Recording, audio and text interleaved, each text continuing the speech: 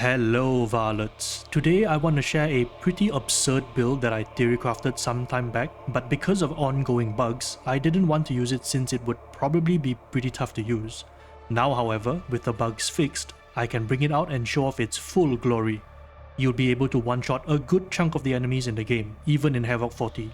You'll be shredding through hordes to fill your bloodlust, and you'll probably be driven mad by the need to slay, even if it means dying in the process. So let's get it on. The idea behind today's video came about when I looked at the Improvised Shiv's Blessing Pool and the Hive Scum's Talent Tree. In both of them, I spotted the ability to instantly kill any man-sized enemy under specific conditions, and I thought, why don't I try stacking them together? So I did. And the result is a build that integrates both a limit to how much damage an enemy is allowed to take before straight up dying, or even outright getting one shot regardless of health and damage resistance. Because of this, damage alone was no longer a determining factor for how far you could scale, allowing this build to be relevant from Damnation all the way into the toughest of Havoc 40s. That's not to say that this doesn't have any weaknesses, but we'll explore that when we reach a different section of the video. Now, let's break it down, starting with the star of the show, the Improvised Shivs.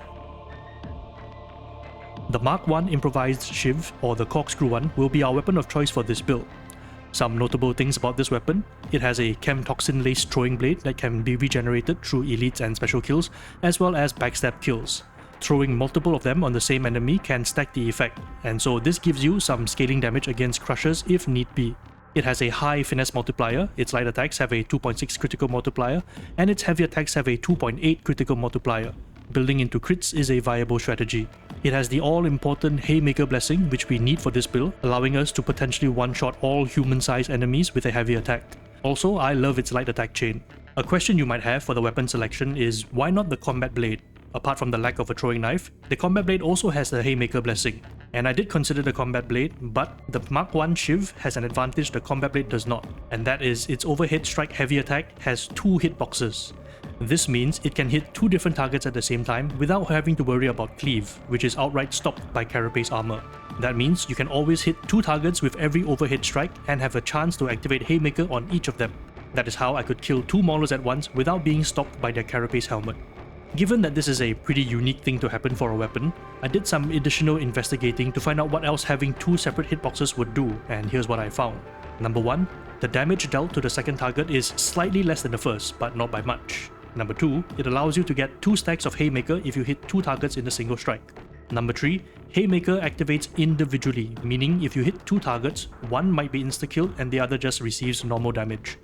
And number 4, the Precision Violence talent only counts this as one attack, so you don't get to activate it twice by hitting 2 enemies at once. Now, with the breakdown for the Improvised Shivs done, let's talk about some of the mechanics involved here. This section is going to revolve around Haymaker and Hypercritical, since both of these share the same ability to instantly kill human-sized enemies. Haymaker we've already talked about briefly, but as a refresher, you can build up stacks with heavy attacks, with each stack giving you a 4% chance to one-shot a man-sized enemy. This stacks up to 5 times for a total of 20% chance, and the stacks fall off one at a time. For Hypercritical, the description might sound a little confusing at first, but it's actually really simple once you break it down. It reads as follows: critical strikes instantly kill human-sized enemies if their current health is less than 2 times the amount of damage from the critical strike. First thing you need to know, this only activates on melee attacks, so ranged weapons don't benefit from this at all. The key part here is the less than 2 times the amount of damage from the critical strike.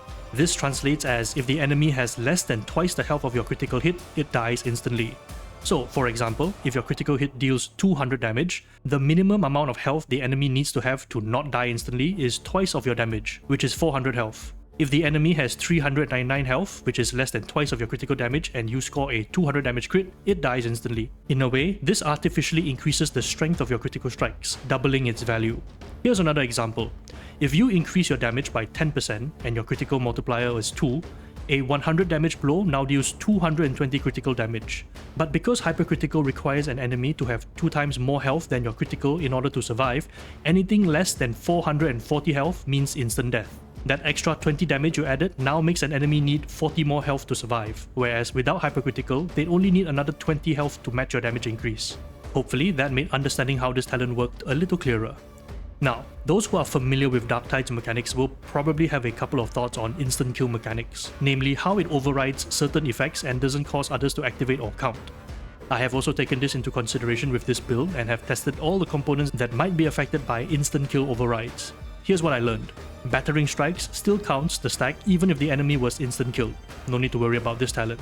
Sample Collector still works as normal, giving you 1% cooldown on your stim if you kill an enemy and 2% if you kill an infected enemy. This was pretty easy to test with a max cooldown stim and only hitting a bunch of rages once to try and proc Haymaker and or Hypercritical and see if the cooldown on the stim jumped ahead or not. The only thing that Haymaker and Hypercritical kind of messes up is the Blackout Grenade's regen. It would seem that the instant kills from either of the effects don't count towards regenerating your next grenade. This was also very easy to test, just spawn 20 enemies in, toss a Blackout Grenade to lose a charge, and kill those 20 enemies. If you got less than 20 stacks and therefore no grenade back, then you know that Haymaker or Hypercritical was messing with it, which it was. Now that we've learned about the core mechanics of the build, let's see how it all comes together when both Haymaker and Hypercritical are used as one. Having both the mechanics together creates a very interesting condition when fighting enemies. Assuming Haymaker is fully stacked, every heavy attack you deal to human-sized enemies has a 20% chance of killing them instantly. That means there's an 80% chance they are still alive after getting hit. However, they've also taken a pretty heavy hit to its health, pushing them closer to Hypercritical's minimum HP threshold.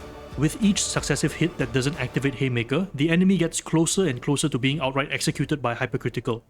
Here's a simple table I put together to show you how much health an enemy can afford to lose before they risk being instant killed by Hypercritical.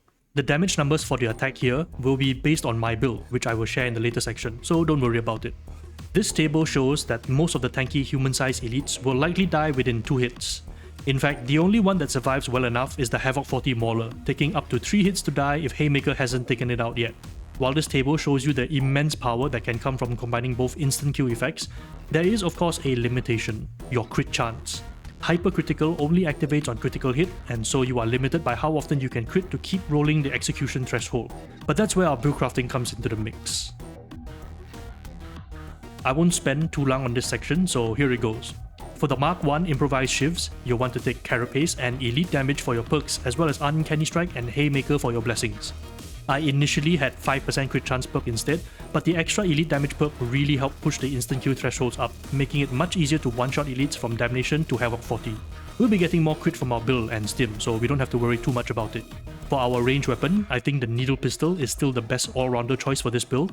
Not only does it help cover our weakness of dealing less damage to Ogryn enemies and monsters, but we can also use the Chem Tox priming tactic I showed in this video. For Curios, I've gone for 1 toughness and 2 stamina with a mix of 3 toughness perks, 2 health perks, 2 revive speed and 2 gunner resistance. This gives me a pretty good balance of stats to keep both my health and stamina at a decent level even in Havoc 40. Now for the talent tree.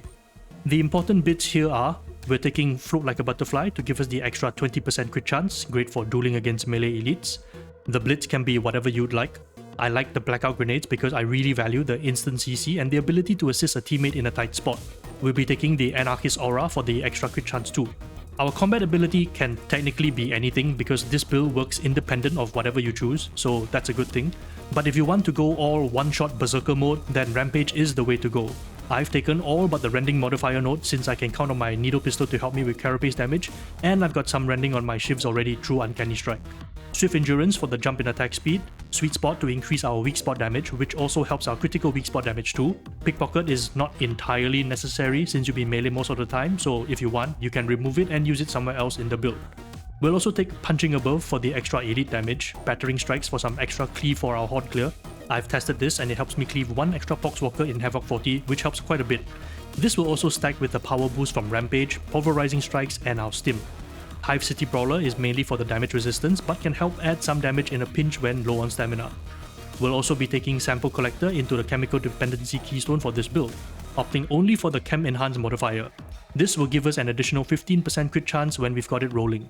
For our Stim, I've made a very simple one which has the maxed out Volprine branch, giving us an extra 15% crit chance, as well as a couple of nodes in the attack speed branch to help give us a pretty low 51 second cooldown.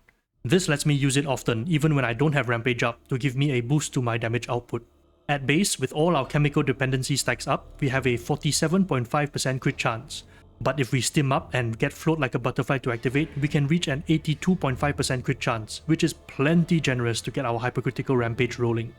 Well, there you have it. This was my guide on making the ultimate one-shot machine on the Hive Scum, leveraging its unique weapons and talents to produce something so terrifyingly strong. Thank you all for watching, and I will see you in the next one. Varlets.